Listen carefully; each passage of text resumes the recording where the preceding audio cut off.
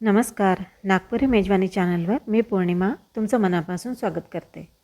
आज मी तुम्हाला अक्षय तृतीया स्पेशल कांदा लसूण विरहित सात्विक असे चंद्रपुरी वडे दाखवणार आहे. हे वडे आमच्याकडे अक्षय तृतीयेच्या थाळीसाठी आवर्जून केले जातात.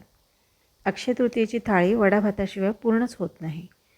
चला तर मग चंद्रपुरी वडे करायला सुरुवात करूया.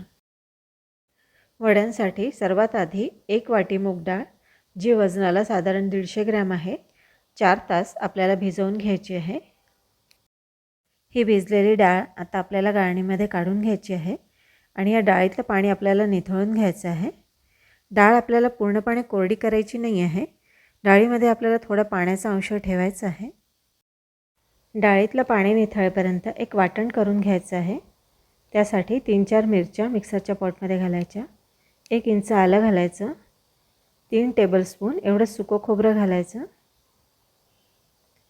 2 टीस्पून एवढा ओवा घालायचा, 1 टेबलस्पून एवढं जिरं घालायचं आहे, 1 टेबलस्पून धने घ्यायचे, थोडी कोथिंबीर घालायची आणि थोडी कढीपत्त्याची पानं घालायची आहे. हे सगळं आपल्याला मिक्सरला बारीक वाटून घ्यायचं आहे. साधारण इतपत बारीक करायचं आहे. आता हे सगळं वाटण डाळीमध्ये घालायचं.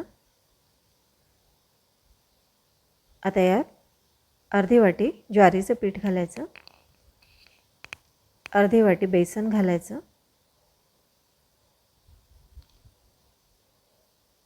अर्धी वाटी तीळ घालायचे. हे कच्चे तीळ आहेत. अर्धा चमचा हळद घालायची, चवीनुसार तिखट घालायचं,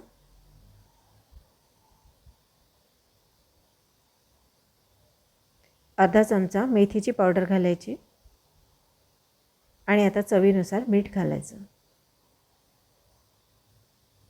शेवटी थोडीशी कोथिंबीर घालायची बारीक चिरून. आता 1 पळी गरम तेलाचं मोहन घालायचं आहे. हे मोहन आपल्याला असं तिळावर मसाल्यावर घालायचं आहे, म्हणजे तीळ मसाले छान भाजले जातात. मोहन खूप गरम असल्यामुळे असं सुरुवातीला चमच्याने मिक्स करायचं. नंतर याला हाताने मिक्स करायचं. छान दाबून दाबून मिक्स करायचं आहे. आपण यात बेसन पीठ आणि ज्वारीचं पीठ घातलं आहे, त्यामुळे याला छान बाइंडिंग येतं. या मिश्रणात आपण वरून पाणी अजिबात घालायचं नाही आहे. डाळ निथळल्यावर जेवढं पाणी डाळीत होतं तेवढंच पाणी याला पुरेसं होतं. मिश्रण आता वडे करण्यासाठी तयार आहे. आता याचे वडे वळून घेऊया. वडा वळायला घेण्यापूर्वी हाताला थोडं पाणी लावून घ्यायचं, म्हणजे मिश्रण हाताला चिकटत नाही. आता वड्यासाठी आवश्यक तेवढं मिश्रण हातावर घेऊन वडा वळायला सुरुवात करायची. असा छान दाबून दाबून आपल्याला वडा वळायचा आहे. वड्याला आपण पेढ्यासारखा आकार देणार आहोत. हा चंद्रपुरी वड्याचा पारंपरिक असा आकार आहे. आता याला मधोमध असं छान आरपार छिद्र आपल्याला करून घ्यायचं आहे. वड्याला असं आरपार छिद्र केलं की वडा आतूनसुद्धा खूप छान शिजतो.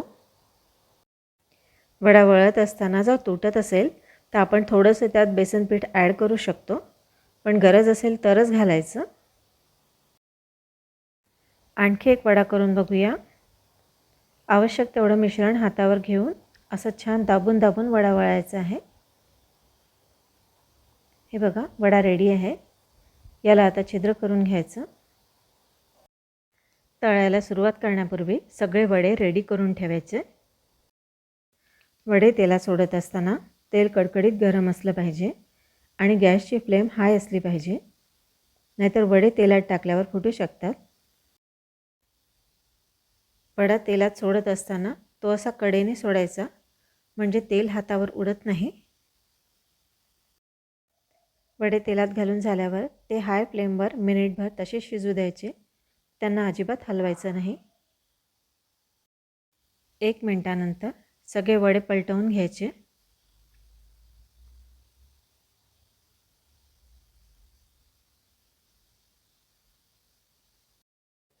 सगळे वडे पलटवून झाल्यावर गॅसची फ्लेम आता अगदी मंद करायची आणि मंद आचेवरच याला आता शिजू द्यायचं. वडे शिजत असताना त्यांना वेळोवेळी पलटत राहायचं, म्हणजे ते सर्व बाजूने एकसारखे शिजतात. वड्यांना हलकी क्रॅक पडली की समजायचं वडे पूर्णपणे शिजले आहेत. हे बघा, छान रंग आलेल्या वड्यांना. आता हे सगळे वडे काढून घेऊया. खमंग खुसखुशीत असे चंद्रपुरी वडे आता थाळीमध्ये सर्व करण्यासाठी रेडी आहेत. तेव्हा येत्या अक्षय तृतीयेला तुम्ही हे वडे अवश्य करून बघा. तुम्ही एरवी देखील अशी वडाभाताची थाळी करून खाऊ शकता. वडाभातासोबत पापड, सांडगी मिरची आणि गरमागरम कढी घेऊन वडाभाताची थाळी तुम्ही एन्जॉय करू शकता. गरमागरम भातावर खमंग खुसखुशीत असा चंद्रपुरी वडा कुस्करून घालायचा. आपण सगळ्या डाळीचा वडा केला आहे, त्यामुळे हा छान कुस्करला जातो. आता यावर तळलेला उडदाचा पापडही कुस्करून घालायचा आणि चमचाभर तळणीचं तेल घालायचं. हा भात आता छान मिक्स करून गरमागरम कढीसोबत, सांडगी मिरचीसोबत एन्जॉय करायचं.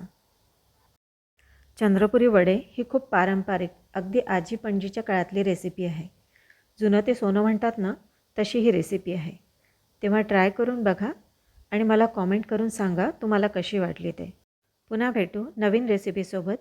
तोपर्यंत गुड बाय.